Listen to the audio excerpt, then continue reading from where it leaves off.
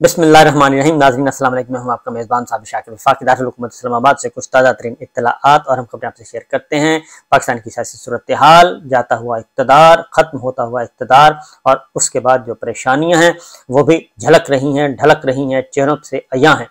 उसकी रीज़न पिछले कोई 36 घंटों से बड़ी बेइज्जती हो रही है और बेइज्जती भी हो रही है लीगी क़यादत की, और हो रही है डार साहब की वजह से।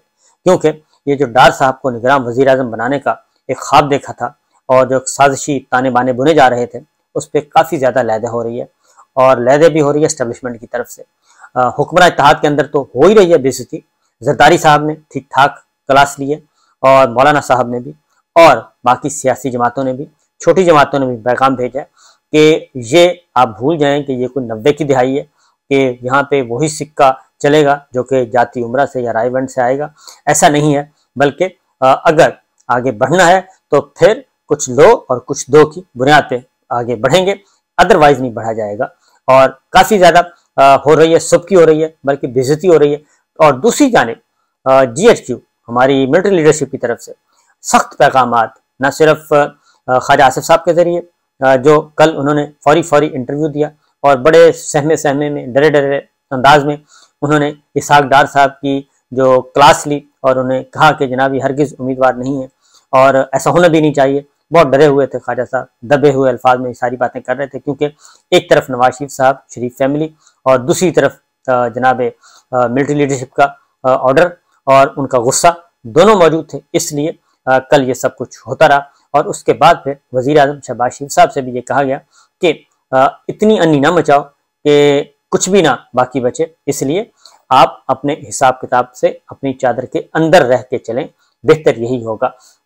तो लिहाजा कल से काफ़ी क्लास हो रही है। और उसके बाद जो छोटी मोटी सियासी जमातें हैं वो भी मैदान में आ गई हैं इस हलाशेरी के बाद कि जनाब इसहाक डार साहब पे सबसे पहले जरदारी साहब ने, पीपल्स पार्टी ने रिजेक्ट किया, और वो बार बार रिजेक्ट कर रहे हैं कि ऐसा सवाल ही पैदा नहीं होता। और अब पीपल्स पार्टी ने वाज़ेह तौर पर कहा है कि वो पीपल्स पार्टी दीगर जमातों के साथ मुशावरत के बाद वजारत उज़्मा निगरान वज़ीर आज़म के उम्मीदवार का जो नाम है वो देगी, और अभी तक उन्होंने ऐसा कुछ नहीं किया। मुशावरत के लिए कमेटियां बन गई हैं। अब जनाब पीपल्स पार्टी ने भी कमेटी बना दी, मुत्तहिदा कौमी मूवमेंट ने भी कमेटी बना दी, मौलाना फजल रहमान साहब ने भी कमेटी बना दी, और मुस्लिम लीग नवाज ने भी कमेटी बना दी, पीपल्स पार्टी ने भी कमेटी बना दी, BNP मैंगल ने भी कमेटी बना दी। सब ने अपनी अपनी कमेटियां तश्कील दे दी हैं, और अब निगरान वज़ीर आज़म का जो मसला है वो सारे मिलकर हल करेंगे, और मुत्तफिका तौर पर वो कहते हैं जी हम डिसाइड करेंगे सारे मिलकर मुशावरत के बाद। अब दूसरी जानिब राजा रियाज साहब जो कि लीडर ऑफ अपोजिशन है वो आराम से बैठे हैं, वो इंतज़ार कर रहे हैं कि कब वज़ीर आज़म शहबाज शरीफ साहब मुझे चिट्ठी लिखेंगे कि जनाब आएँ और आके मुशावरत करें, और मैं लीडर ऑफ अपोजिशन हूँ कानून के मुताबिक, आइन के मुताबिक। आइन में ये लिखा है कि मेरे साथ वज़ीर आज़म शहबाज शरीफ साहब ने मुशावरत करनी है, तो वज़ीर आज़म शहबाज शरीफ साहब मुझे छोड़ के बाकी सारों के साथ मुशावरत कर रहे हैं और आपस में खेल रहे हैं। तो ये अभी खेल आगे जाके बनना भी है और बिगड़ना भी है। उसकी रीज़न मैं आपको बता दूं कि अभी तो ये भी नहीं पता कि इलेक्शन होने हैं कि नहीं होने, क्योंकि इस वक्त दोबारा से एक वेव चली है कि जैसे ही डार साहब का आया कि मुस्लिम लीग नवाज और पीपल्स पार्टी आपस में मुक्का करना चाहते हैं, और नून लीग जो है वो तो शरीफ फैमिली के अंदर ही रखना चाहती है। तो नंबर 1 तो मुत्तहिदा कौमी मूवमेंट अलम बगावत बुलंद कर चुकी है, और उन्होंने कहा है कि मरदमशुमारी, पहले मरदमशुमारी, नई मरदमशुमारी का नोटिफिकेशन हो, उसके बाद फिर नई हल्का बंदियां हो और फिर इलेक्शन हो।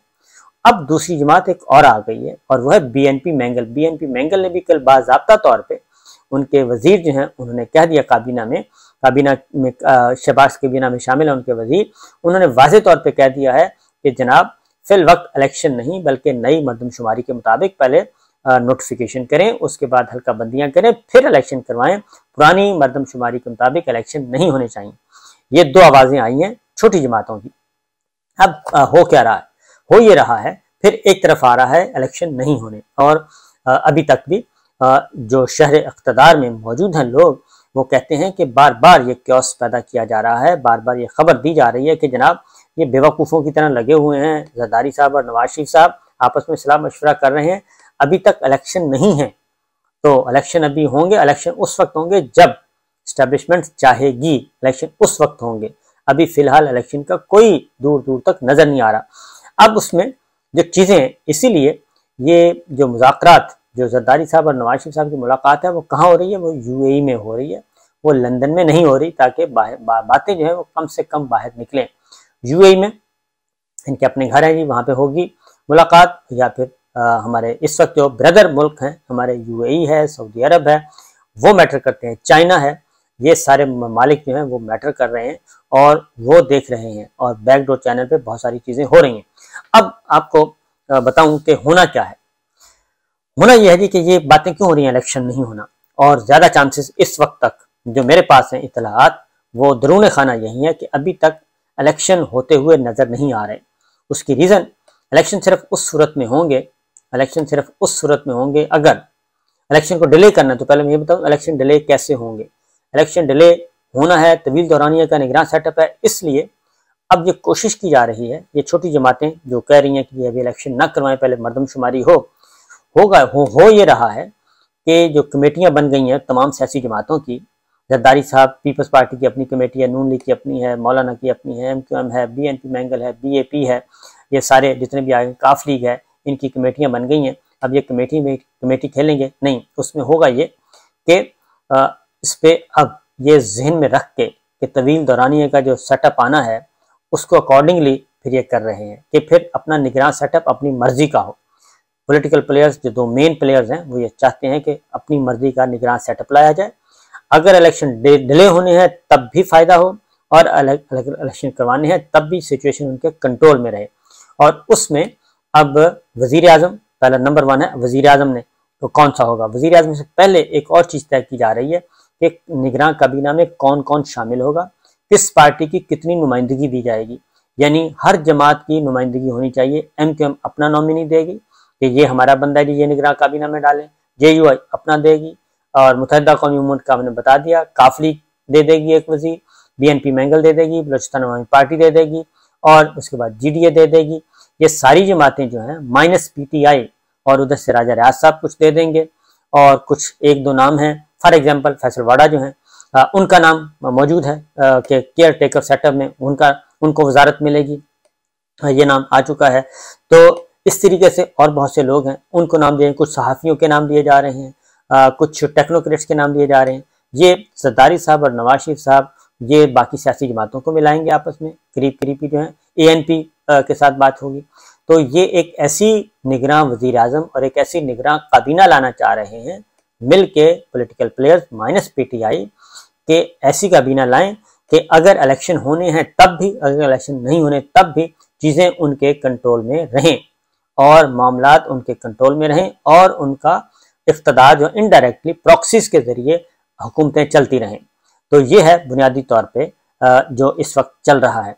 अब इनकी कोशिश है, क्योंकि ये अंदाज़ा है कि नून लीग भी नहीं इलेक्शन चाहती, और दूसरे मौलाना भी इलेक्शन नहीं चाहते उस वक्त तक, जब तक कि इमरान खान साहब का कोई फैसला ना हो जाए, इमरान खान साहब को सियासी मैदान से आउट ना कर दिया जाए, PTI को आउट ना कर दिया जाए, तब तक ये नहीं हो सकता। ये तब नहीं होना चाहिए इलेक्शन।